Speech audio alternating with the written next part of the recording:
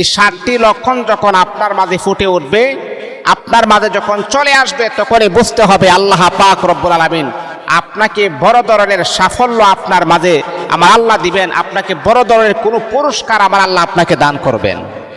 মনে রাখতে হবে, পুরস্কার পাওয়ার আগে আল্লাহ পাক তিনি তার বান্দাকে পরীক্ষা নেন। যেমন ইব্রাহিম আলাইহিস সালাতু ওয়াস সালামকে আমার আল্লাহ পুরস্কৃত করেছেন, পুরস্কৃত করার আগেই ইব্রাহিম নবীকে পরীক্ষা করেছেন। ইব্রাহিম নবীকে বললেন, হে আমার পয়গম্বর ইব্রাহিম, তোমার সন্তান ইসমাইলকে আমি আল্লাহ পাকের রাস্তায় জবাই করো। কিন্তু জবাই করলেন, আল্লাহ পাক তার মনের আশাটুকু দেখতে চাই যে ইব্রাহিম আসলে কি সন্তানের প্রতি তার মহাব্বত ভালোবাসা বেশি, নাকি আমি আল্লাহ পাকের প্রতি তার মহাব্বত আর ভালোবাসা বেশি। আমাদের পয়গম্বর ইব্রাহিম দেখিয়ে দিলেন, পৃথিবীর মানুষকে জানিয়ে দিলেন, না, নিজের সন্তানের চাইতো, নিজের জান মালের চাইতো একমাত্র শুধুমাত্র কেবলমাত্র মুমিন আল্লাহ পাক রব্বুল আলামিনকে ভালোবাসে। এটাই তার বাস্তব প্রমাণ আমাদের খলিল ইব্রাহিম আলাইহিস সালাতু ওয়াস সালাম দেখিয়ে দিয়েছেন। এই জন্য মুসলমান বন্ধুগণ, যখনই আপনার মাঝে এই 7টি লক্ষণ যখন ফুটে উঠবে, এই 7টি লক্ষণ যখন আপনার মাঝে যখন চলে আসবে, তখনই আপনি বুঝতে হবে আল্লাহ পাক রব্বুল আলামিন অবশ্যই আপনাকে বড় ধরনের পুরস্কার আমার আল্লাহ দান করবেন, বড় ধরনের সাফল্য আপনার কাছে চলে আসবে। কিন্তু এই পরীক্ষায় যদি আপনি ফার্স্ট ডিভিশন লাভ করতে পারেন, তাহলে আল্লাহ পাক রব্বুল আলামিন আপনাকে আমার আল্লাহ কখনো নৈরাশ করবে না।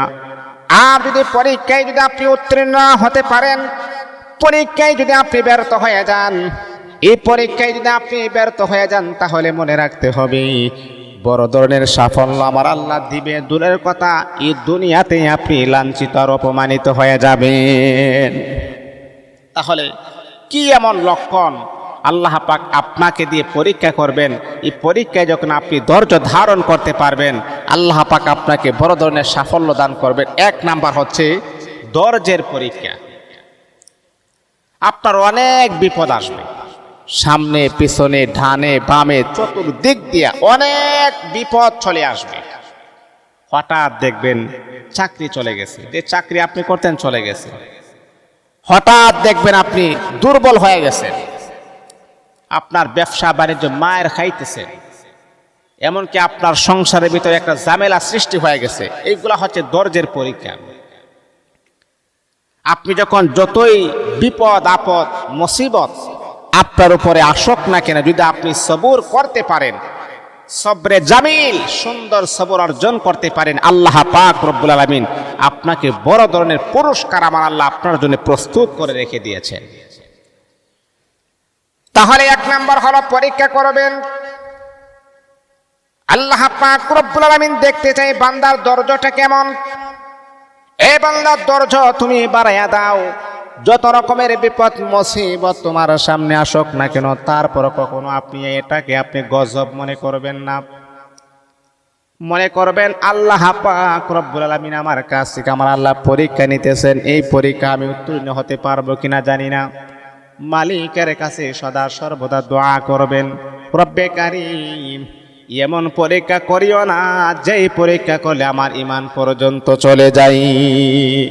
আল্লাহ, এত বিশাল পরীক্ষা আমার কাছ থেকে আপনি নিয়েন না, যাতে করে আমার ঈমানটা চলে যায়। এই জন্যে যত বিপদ আসুক না কেন কখনো ধৈর্য হারা হবেন না, ধৈর্য ধারণ করবেন।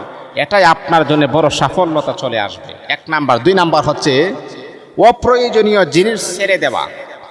যখন আপনি দেখবেন আপনার কাছ থেকে যখন অপ্রয়োজনীয় জিনিস যেগুলা প্রয়োজন নাই, এগুলা যখন অটোমেটিকলি আপনি যখন ছেড়ে দিবেন, তখনই বুঝবেন আল্লাহ পাক বড় ধরনের পুরস্কার আমার আল্লাহ আপনার জন্য প্রস্তুত করে রেখে দিয়েছেন। কারণ আপনি অপ্রয়োজনীয় কথাও বলেন না, অপ্রয়োজনীয় কাজও করেন না।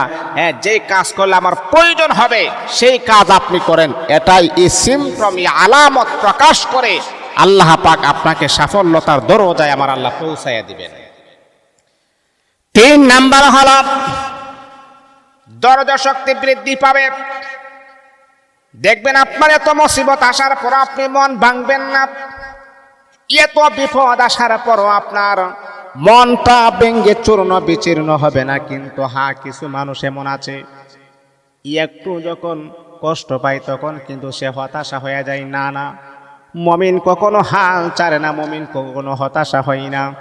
মুমিন যত বেশি বিপদে পড়বে তত বেশি আল্লাহ পাক রব্বুল আলামিনের ইবাদতে শরীক হয়ে যাবে।